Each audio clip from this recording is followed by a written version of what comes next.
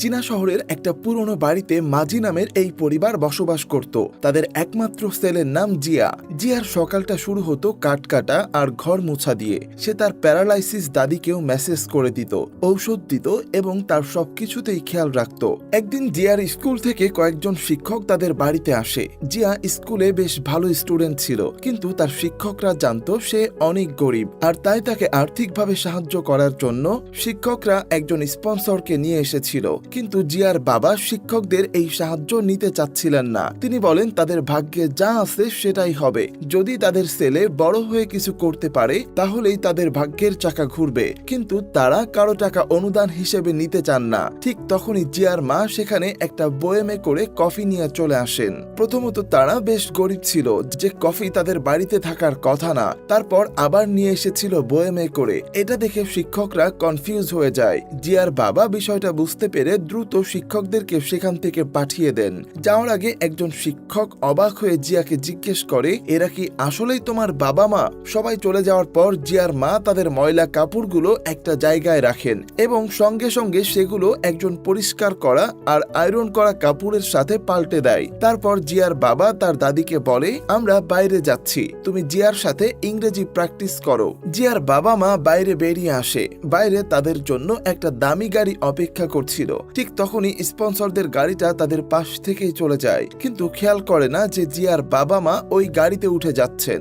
গাড়ির ভেতর জিয়ার বাবা তার মাকে বকা দিয়ে বলেন যে তোমাকে কতবার বলেছি সাবধানে থাকতে, তারপরেও তুমি আজকে দামি ঘড়ি পরে চলে এসেছো। যদি আমাদের ছেলে দেখে ফেলতো তাহলে কি জবাব দিতে ওকে? এদিকে তখন জিয়ার দাদি তাকে ব্রেকফাস্ট খাইয়ে দেয়। তারপর সে স্কুলের জন্য রওনা হয়। জিয়া বের হয়ে যাওয়ার পর তার প্যারালাইসিস দাদি চেয়ার থেকে উঠে দাঁড়িয়ে পড়েন, আর সে তার কাছে থাকা ওয়াকিটকিতে কাদেরকে যেন ইনস্ট্রাকশন দিতে শুরু করেন। তখন দেখা যায় জিয়া যেদিক থেকে স্কুলে যাচ্ছিল সেদিকে ড্রাইভার থেকে শুরু করে রাস্তায় ঝাড়ুদার এবং দোকানদার সহ অনেকেই ছদ্মবেশে জিয়ার দাদিকে ওয়াকিটকিতে জানাচ্ছিল জিয়া ঠিকভাবে স্কুলে পৌঁছাচ্ছে কিনা। রাস্তায় হঠাৎ করেই তার সামনে এক ফরেনার কাপল চলে আসে, আর তারা জিয়ার কাছে ইংরেজিতে অ্যাড্রেস জানতে চায়। তখন দেখা যায় সে অনেক ভালো ইংরেজি বলে তাদেরকে রাস্তা দেখিয়ে দেয়। আসলে এই ফরেনাররাও ছিল জিয়ার বাবার ঠিক করা, আর তাদের কাছে ক্যামেরা ছিল যেটা দিয়ে জিয়ার দাদি বাড়ি বসেই মনিটরে জিয়াকে দেখতে পাচ্ছিল।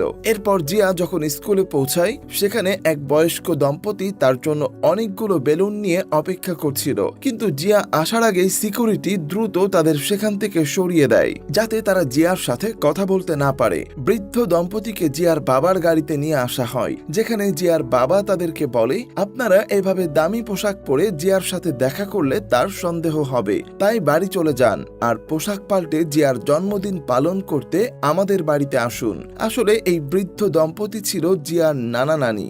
স্কুল থেকে বের হওয়ার পর জিয়ার একজন ক্লাসমেট জিয়াকে তাদের গাড়িতে উঠতে বলে, কিন্তু জিয়া ভদ্রভাবে তাকে নিষেধ করে দেয়। আসলে তার পরিবারের দরিদ্র হওয়ার কারণে সে ধনীদের সাথে খুব বেশি মেলামেশা করতে স্বাচ্ছন্দ্য বোধ করত না। কিন্তু আপনারা নিশ্চয়ই ভাবছেন তাহলে এই সব কিছু কি চলছে?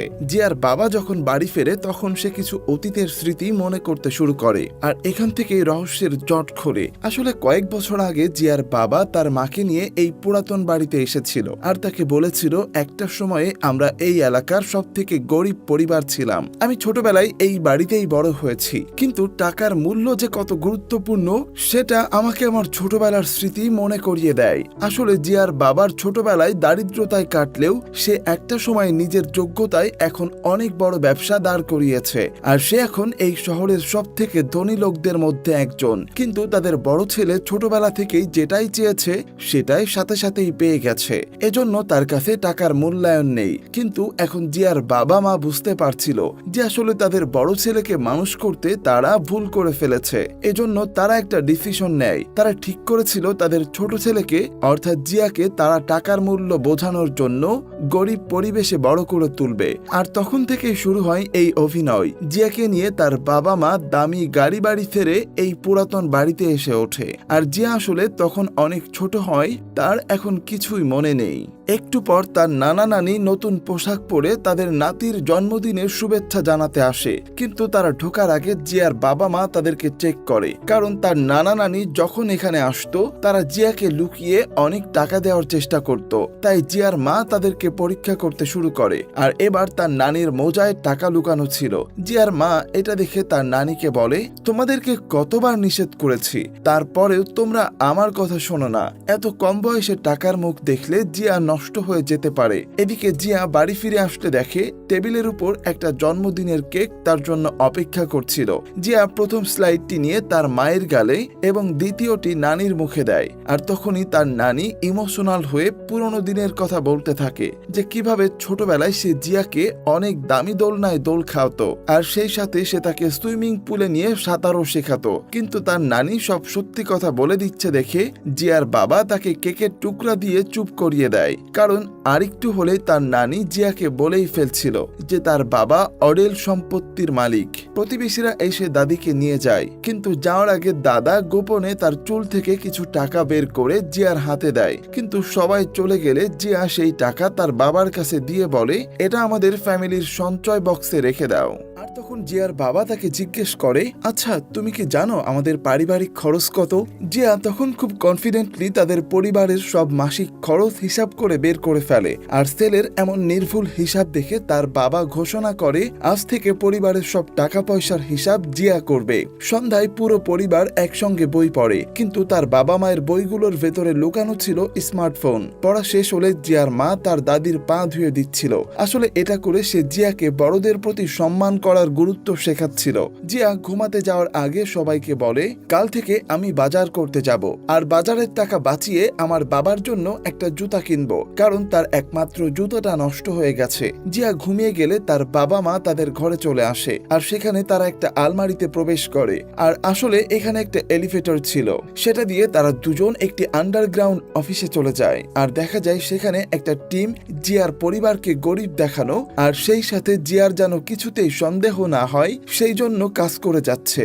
জিয়ার বাবা অফিসের সবাইকে ধন্যবাদ জানিয়ে বললেন, তোমাদের কঠোর পরিশ্রমের জন্য আমরা আরো একটা সফল দিন পার করলাম, আর আজ আমার ছেলের জন্মদিন ভালোভাবে কাটার কারণে সবাইকে বোনাস দেওয়া হবে।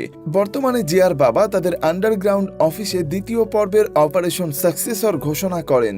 আসলে এই অপারেশনের মাধ্যমে জিয়ার বাবা চাচ্ছিল তাকে একজন দক্ষ ব্যবসায়ীর মতো করে হিসাব শেখাতে। যেহেতু তার বাবার একটা বড় বিজনেস ছিল, সেজন্য সে চাইছিল জিয়া যেন ছোট থেকে বিজনেস মাইন্ডেড হয়ে গড়ে ওঠে, আর সেজন্য সে দোকানে বাজার করতে যেত। সেগুলোর দোকানদারও ছিল আসলে জিয়ার বাবার লোক। তারা কেনাকাটার সময় জিয়াকে বিভিন্ন ধরনের হিসাব নিকাশের প্রশ্ন ছুড়ে দিত, যাতে করে সে খুব দ্রুত টাকা পয়সার হিসাব বুঝতে পারে, আর এভাবেই তার ট্রেনিং চলতে থাকে। হঠাৎ করে একদিন জিয়ার মা তার জ্যাকেটের মধ্যে একটা বক্স দেখতে পায়। সেভাবে হয়তো জিয়া তার বাবার জন্য জুতা কিনে এনেছে, কিন্তু কিছুক্ষণ পরে তারা বুঝতে পারে আসলে জিয়া নিজের জন্য একটা ট্যাবলেট কিনেছে, আর এটা দেখে পরিবারের সবাই অনেক হতাশ হয়ে যায়। কিন্তু যখন তারা লক্ষ্য করে জিয়া যে দোকান থেকে ট্যাবলেটটা কিনেছিল সেখানে আসলে 7 দিনের রিটার্ন পলিসি ছিল, আর তখন তারা বুঝতে পারে আসলেই জিয়া একজন দক্ষ হিসাবী হয়ে উঠেছে, কারণ সে 7 দিন পর তার এই ট্যাবলেটটা ফেরত দিয়ে সেই টাকা দিয়ে তার বাবার জন্য জুতা কেনার প্ল্যান করেছিল।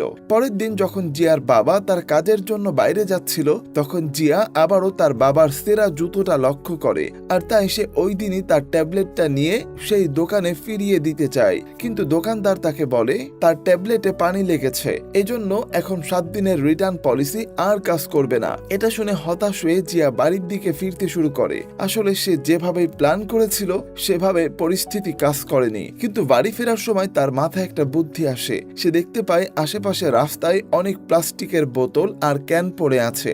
এটা দেখে তার মাথায় একটা বুদ্ধি আসে, সেগুলো কালেক্ট করে বিক্রি করে কিছু টাকা আয় করতে পারবে। কিন্তু সে যখন রাস্তা থেকে এসব বোতলগুলো কুড়াচ্ছিল, তখন তার স্কুলের বন্ধুরা তাকে নিয়ে মজা করছিল। এটা দেখে জিয়ার মা অনেক কষ্ট পায় যে আজকে তার ছেলেকে রাস্তা থেকে অন্যের ফেলে দেওয়া জিনিস কুড়াতে হচ্ছে।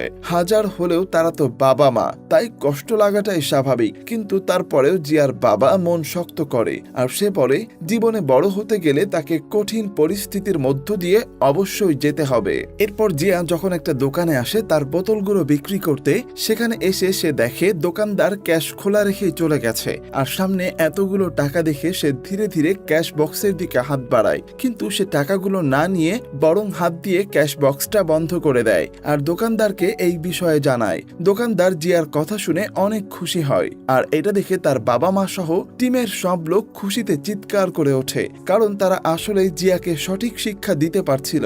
আর এরপর থেকে জিয়ার বাবার কিছু লোকেরা ইচ্ছা করে জিয়ার চলার পথে বেশি পরিমাণে বোতল আর ক্যান সরিয়ে রাখতে শুরু করে। আর সেদিন যখন জিয়া একটা ডাস্টবিন থেকে কিছু বোতল কুড়িয়ে নিচ্ছিল, হঠাৎ করে সেখানে একজন ফরেইনার চলে আসে আর সে তাকে তার সাথে লাঞ্চ করার জন্য ইনভাইট করে। জিয়া তার সাথে যেতে রাজি হয়। ফরেইনার লোকটা তাকে একটা বিশাল হোটেলে নিয়ে আসে আর সেখানে অনেক দামি খাবার অর্ডার করে। হোটেল রুমের মধ্যে আরেকজন লোক ছিল, সে জিয়াকে বলে আমি তোমার কাছ থেকে বোতলগুলো কিনে নিতে চাই, তুমি যদি রাজি থাকো তাহলে ফ্রেশ হয়ে আমার সাথে লাঞ্চ করতে পারো। আর তখন জিয়া তার এই অফারে খুশি হয়ে যায়। সে গোসল করছিল, এমন সময় সেই লোকটা তার কাছে এসে তার সাথে গল্প করতে শুরু করে। এদিকে তখন জিয়ার বাড়ির আন্ডারগ্রাউন্ড অফিসে সবাই জানতে পারে জিয়াকে একটা বিশাল হোটেলে নিয়ে যাওয়া হয়েছে। এটা শুনে জিয়ার বাবার সাথে বাকিরা দ্রুত সেই হোটেলে এসে পৌঁছায় আর এখানে সেই ফরেনার লোকটাকে ধরে ফেলে। কিছুক্ষণ পর জানা যায় আসলে যে লোকটা জিয়ার থেকে বোতলগুলো কিনতে চেয়েছিল সে আর কেউ না, জিয়ার বড় ভাই। জিয়ার মা বাবা সেখানে আসলে সে বলে আমি আমার ছোট ভাইকে মিস করছিলাম, এর জন্য আমি চাচ্ছিলাম তার সাথে কিছু সময় কাটাবো। কিন্তু এতে জিয়ার বাবা মোটেই খুশি হয় না আর সে তার বড় ছেলেকে ভবিষ্যতে এমন কাজ করতে নিষেধ করে। বাড়ি ফেরার পর পরিবারের সবাই জিয়ার ট্যাবলেট কেনার জন্য বকাবকি করছিল আর তখন জিয়ার বাবা বলে ঠিক আছে, আমি কিছু মনে করিনি, কিন্তু তুমি তোমার পরিবারকে কথা দিয়েছিলে আমার জন্য জুতা কিনবে, আর তাই পরিবারকে দেওয়া কথা তোমাকে অবশ্যই রাখতে হবে। তাই এখন ভাবো কিভাবে তুমি আরো বেশি বোতল সংগ্রহ করে সেগুলো বিক্রি করতে পারবে। বাবার কথা শুনে সারা রাত ভাবার পর জিয়া পরের দিন তার শহরে একটা খেলার মাঠে আসে আর সেখানে একটা ফুটবল ম্যাচে যখন সেই শহরের দল বাইরের টিমের কাছে হেরে যায়, তখন ভক্তরা রেগে গিয়ে তাদের দিকে পানির বোতল ছুড়তে শুরু করে আর মুহূর্তের মধ্যেই সেখানে চারিদিকে প্লাস্টিকের বোতলে ভরে যায়। জিয়া আর তার পরিবার এই সুযোগ হাতছাড়া না করে মাঠে থাকা সব বোতল কুড়িয়ে নেয়। কিন্তু সেদিন মাঠে রেসের ট্রাক দেখে জিয়া দৌড়াতে শুরু করে। তার দৌড়াতে অনেক ভালো লাগতো। যাই হোক, অনেক প্লাস্টিকের বোতল বিক্রি করে পরের দিনই জিয়া তার বাবার জন্য নতুন জুতা কিনে আনে। কিছুদিন পর জিয়ার স্কুল থেকে তার স্পোর্টস টিচার জিয়াকে নিয়ে তাদের বাড়িতে আসে আর তার বাবা মাকে বলে জিয়া খেলাধুলায় অনেক ভালো আর তাই স্কুল থেকে তাকে দৌড় প্রতিযোগিতায় অংশগ্রহণ করতে বলা হয়েছে। জিয়া এটা শুনে অনেক খুশি ছিল, তাই সে সবার সামনেই তার টিচারকে হ্যাঁ বলে দেয়। কিন্তু জিয়ার বাবা তো চাচ্ছিল তার ছেলে বড় হয়ে তার ব্যবসা সামলাবে, কিন্তু সে যদি খেলাধুলা নিয়ে ব্যস্ত থাকে তাহলে অনেক কিছু শিখতে পারবে না। তাই সে একটা প্ল্যান করে। রাতে যখন জিয়া ঘুমাচ্ছিল তখন তার বাবা তার পায়ে একটা অবাস করা ইনজেকশন পুশ করে। পরের দিন সকালে যখন জিয়ার ঘুম ভাঙে সে বিছানা থেকে উঠতে গিয়ে সোজা হয়ে দাঁড়াতে পারছিল না আর তাই তার পরিবার দ্রুত তাকে একটা নকল ডাক্তারের কাছে নিয়ে আসে। ডাক্তার জিয়াকে বলে তোমার একটা বিরল রোগ হয়েছে, আজ থেকে তুমি দৌড় প্রতিযোগিতা করতে পারবে না। এটা শুনে জিয়ার অনেক মন খারাপ হয়, কিন্তু আসলে এসব কিছুই জিয়ার বাবার প্ল্যান অনুযায়ী হচ্ছিল।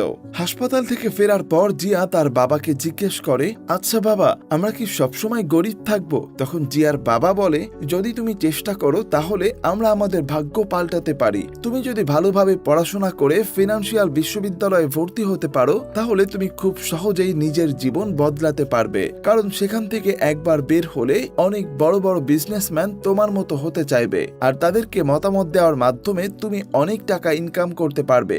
আসলে জিয়ার বাবা চাইতো তার ছেলে একজন অর্থনীতিবিদ হোক। বাবার স্বপ্নের কথা শুনে জিয়া তার বাবাকে কথা দেয় আর বলে ঠিক আছে, আজ থেকে আমি মন দিয়ে পড়াশোনা করব আর বড় হয়ে ফিনান্সিয়াল ইউনিভার্সিটিতে ভর্তি হওয়ার চেষ্টা করব। এটা শুনে জিয়ার বাবা খুশি হয়ে তাকে একটা সাইকেল কিনে দেয় আর সাইকেল পাওয়ার পর জিয়া স্কুলে যাওয়ার সময় তার বান্ধবী ফেকে সাথে নিয়ে যেতে শুরু করে আর এভাবে কয়েক বছর কেটে যায়। জিয়া এখন অনেক বড় হয়ে গেছে, কিন্তু জিয়া এখনো তার বান্ধবীকে সাইকেলের পেছনে বসিয়ে স্কুলে নিয়ে যায় আর এটা দেখে তার বাবা কিছুটা চিন্তিত হয়ে পড়ে। যদিও তাদের দুজনের মধ্যে রোমান্টিক কোনো সম্পর্ক ছিল না, তাদের দুজনের একমাত্র একমাত্র মিল ছিল তারা দুজনেই গরিব। জিয়া যখন বাড়ি ফিরে আসে তখন প্রতিদিনই কেউ না কেউ সেখানে তাকে গণিতের বিষয়ে জটিল কিছু প্রশ্ন করে, আর জিয়াও তাদের সমস্যাগুলো খুব সহজেই সমাধান করে দেয়। এই সব কিছুই ছিল তার ট্রেনিং এর একটা অংশ। বাড়ি ঢোকার সময় জিয়া শুনতে পায় ভিতর থেকে তার বাবা মা নিজেদের মধ্যে কথা বলছে, আর সেখানে তারা বলছে আমরা জিয়াকে বিশ্ববিদ্যালয়ে পাঠাতে কত কষ্ট করছি, কিন্তু আসলে কি আমাদের ছেলে চান্স পাবে? এটা শুনে জিয়া বাড়িতে ঢুকেই পড়তে বসে। আসলে সে তার পরিবারের ভাগ্য পরিবর্তনের জন্য সর্বোচ্চ চেষ্টা করছে, যদিও তার এখনো খেলাধুলার প্রতি দুর্বলতা কাজ করত। সে চাইতো একজন স্পোর্টসম্যান হতে। একদিন ক্লাসে যখন টিচার পড়াচ্ছিল তখন টিচার তাদেরকে বলে মানুষের চেতনা সবসময় তার আশেপাশের পরিবেশ থেকেই তৈরি হয়, কিন্তু জিয়া এটা মানতে রাজি ছিল না। তাই সে বলতে শুরু করে আমার পরিবার অনেক গরিব, কিন্তু তারপরেও আমি নিজের চেষ্টায় কখনো কমতি রাখিনি, আর আমার মনে হয় আমি যথেষ্ট স্মার্ট, আর সেই সাথে আমার মতো পরিবেশে বড় হওয়া বাকি বাচ্চাদের থেকে আমি নিজের চেতনাকে অনেক বেশি স্ট্রং বানিয়েছি। কিন্তু জিয়ার কথাগুলো তার টিচারের পছন্দ হয় না, তাই সে তাকে ক্লাস থেকে বের করে দেয়। তাই জিয়া স্কুল থেকে বের হয়ে আজকে আগে আগে বাড়ির দিকে ফিরছিল, আর তখনই কিছু দূর আসার পর সে খেয়াল করে একটা বাস্কেটবল কোর্টে তার দাদি কয়েকজনের সাথে বাস্কেটবল খেলছে। কিন্তু এটা কিভাবে সম্ভব? তার দাদি তো একজন প্যারালাইসিস রোগী। জিয়াকে দেখে তার দাদি অর্থাৎ ম্যাডাম লি সেখান থেকে দৌড়ে পালায়, আর পালানোর সময় তার একটা জুতা খুলে রাস্তায় থেকে যায়। জিয়া জুতাটা হাতে নিয়ে দ্রুত বাড়ি চলে আসে। বাড়িতে ঢুকে সে দেখে তার দাদি বিছানায় শুয়ে আছে। এরপর জিয়া তার মায়ের ঘরে ছুটে যায়, কিন্তু সেখানে তার মা ছিল না। তাই সে আবার দাদির কাছে ফিরে গিয়ে প্রশ্ন করে আমি ছোটবেলা থেকেই দেখছি তুমি হাঁটতে পারো না, তাহলে আজকে বাস্কেটবল খেলছিলে কিভাবে? আর ঠিক তখন জিয়ার মা তার রুম থেকে বাইরে বের হয়ে আসে। আসলে সে সেই সিক্রেট এলিভেটর ব্যবহার করে নিচের অফিস থেকে উপরে এসেছে, কিন্তু আসার আগে সে তার পোশাক পাল্টাতে ভুলে গেছে। আর তাই জিয়া তার মাকে এমন ধনীদের পোশাকে দেখে অনেক অবাক হয়ে যায়। জিয়া তার বাবার কাছে গিয়ে বিষয়টা জানায়, কিন্তু তার বাবা বলে হতে পারে তুমি অনেক বেশি পড়াশোনা করছো, এজন্য পড়াশোনার প্রেসারে তুমি ভুলভাল দেখতে শুরু করেছো। পরের দিন সকালে জিয়া জানতে পারে যে তার দাদি রাতের বেলা মারা গেছেন, আর তার বাস্কেটবল খেলা ছিল মৃত্যুর আগে তার মনের শেষ ইচ্ছা। কিন্তু আসলে ম্যাডাম লি মারা যায়নি। তাকে নিয়ে যেন জিয়ার মনে কোনো প্রশ্ন না জাগে, সেজন্য তাকে প্ল্যান করে সরিয়ে ফেলা হয়েছে। জিয়া যখন তার দাদির শেষ বিদায় অনুষ্ঠানে আসে, সেখানে তাকে দেখে বাকিরা হঠাৎ করে কাঁদতে শুরু করে। আর জিয়া গতদিন তার দাদির উপরে সন্দেহ করার জন্য বারবার তার লাশের সামনে মাপ চাইতে থাকে।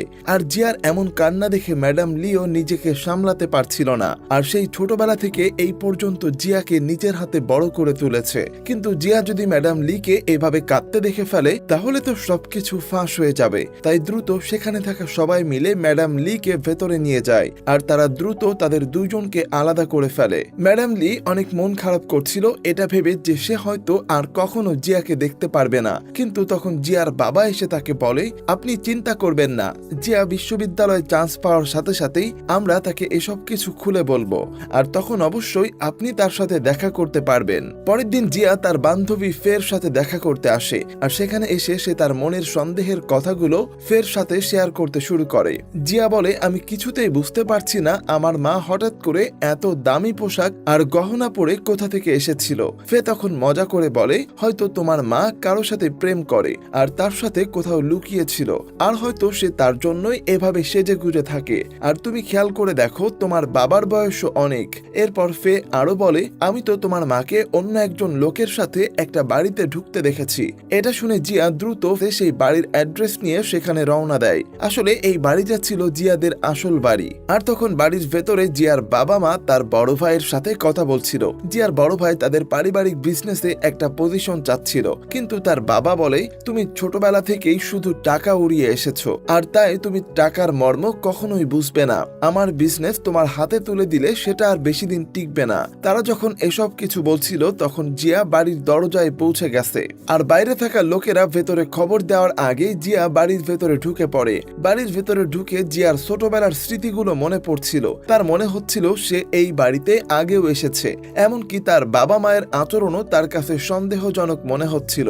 জিয়াকে ডিস্ট্র্যাক্ট করার জন্য তার বাবা মা তাকে নিয়ে সুইমিং পুলে ঝাঁপ দেয়। এরপর তার মা এসে জিয়াকে বলে আসলে আমরা এই বাড়ির মালিকের কাছে তোমার বিশ্ববিদ্যালয়ে ভর্তির জন্য যে টাকার প্রয়োজন সেটা ধার নিতে এসেছি। কিন্তু তারপরেও জিয়ার জিয়ার তার মায়ের কথা বিশ্বাস হয় না। কিছুদিন পর তার স্কুলের পরীক্ষার রেজাল্ট দিলে দেখা যায় জিয়া অনেক ভালো রেজাল্ট করেছে।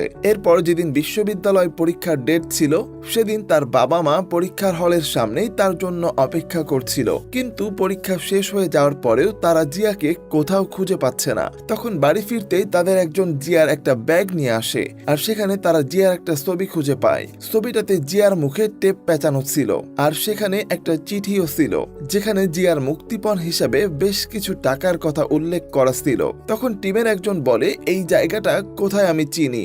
ব্যাস, আর দেরি কিসের, সবাই মিলে ছুটে যায় জিয়াকে উদ্ধার করতে। কিন্তু যখন সবাই বাড়ি থেকে বের হয়ে যাচ্ছিল তখন জিয়া ছাদের উপর দাঁড়িয়ে সবকিছু খেয়াল করছিল। আসলে সে বেশ কিছুদিন ধরেই তার বাবা মা সহ তার চারপাশে থাকা মানুষদের অদ্ভুত আচরণ খেয়াল করছিল। যেদিন সে তাদের আসল বাড়িতে গিয়েছিল আর তার বাবা তাকে সুইমিং পুলে ঠেলে ফেলে দেয়, সেদিন পুলের ভেতরে সে একটা হাঁসের ছবি দেখতে পায়। আর এটা দেখে তার স্পষ্ট মনে পড়ে সে যখন ছোট ছিল তখন একবার এই পুলে ডুবে যাচ্ছিল, এমন স্মৃতি তার মনে আছে।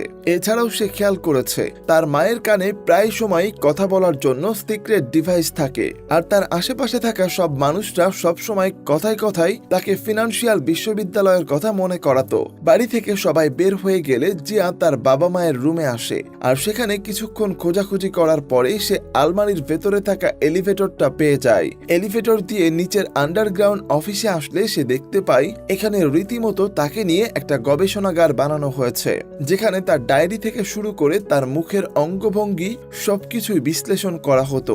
এমনকি তার ছোটবেলা থেকে এই পর্যন্ত তার জীবনে যারাই এসে তাকে কিছু শিখিয়েছে তাদের সবার ছবি নিচে বাধাই করে রাখা হয়েছিল। সেই সাথে সেখানে ম্যাডাম লিয়েরও একটা বিশাল ছবি টানানো ছিল। জিয়া যখনই সবকিছু অবাক হয়ে দেখছিল তখনই পেছন থেকে ম্যাডাম লি সেখানে এসে জিয়ার কাছে মাপ চায়। ততক্ষণে তাদের পুরো পরিবারও সেখানে পৌঁছে গেলে জিয়ার বাবা বুঝতে পারে জিয়া নিজের থেকেই সবকিছু জেনে গেছে। তখন জিয়া তাদেরকে জিজ্ঞেস করে, তোমরা আসলে কারা? কারণ তোমাদের ছবি তো ওই ওয়ালে টানানো নেই। তোমরা কি কোনো সায়েন্টিস্ট? আমাকে নিয়ে গবেষণা চালাচ্ছিলে? ছেলের মুখে এমন কথা শুনে তার মা কাঁদতে কাঁদতে জিয়াকে জড়িয়ে ধরে, আর জিয়ার বাবা তার কাছে এসে বলে, তুমি আসলে আমাদেরই সন্তান, আর তোমাকে একজন যোগ্য উত্তরাধিকারী বানানোর জন্যই আমরা এসব কিছু করেছিলাম। আমরা সব সময় তোমার ভালো চাই। কিন্তু জিয়া কোনো কথাই বলতে পারছিল না, কারণ তার চোখের সামনে শুধু ভাসছিল তার জীবনের কষ্টের কাটানো দিনগুলোর কথা। কিভাবে সে তার পরিবারকে ভালোবেসে তাদের ভাগ্য বদলানোর জন্য নিজের মনের সব শখ ত্যাগ করেছিল। জিয়ার বাবার কথায় জিয়া কোনো উত্তর দেয় না। সে শুধু বলে, আজ থেকে আমি আমার নিজের পথ নিজেই খুঁজে নিতে চাই। এটা বলে জিয়া সেখান থেকে বের হয়ে পড়ে। বাইরে বাচ্চারা খেলছিল, জিয়া সেখান থেকে দৌড়ে চলে যায়। তার বাবা মা তাকে কাঁদতে কাঁদতে দেখতে থাকে, কিন্তু ছেলেকে থামানোর মতো কোনো ভাষা তাদের কাছে ছিল না, কারণ তারা বুঝতে পারছিল ছেলেকে উত্তরাধিকারী বানাতে গিয়ে তারা তার জীবন থেকে অনেক কিছুই কেড়ে নিয়েছে।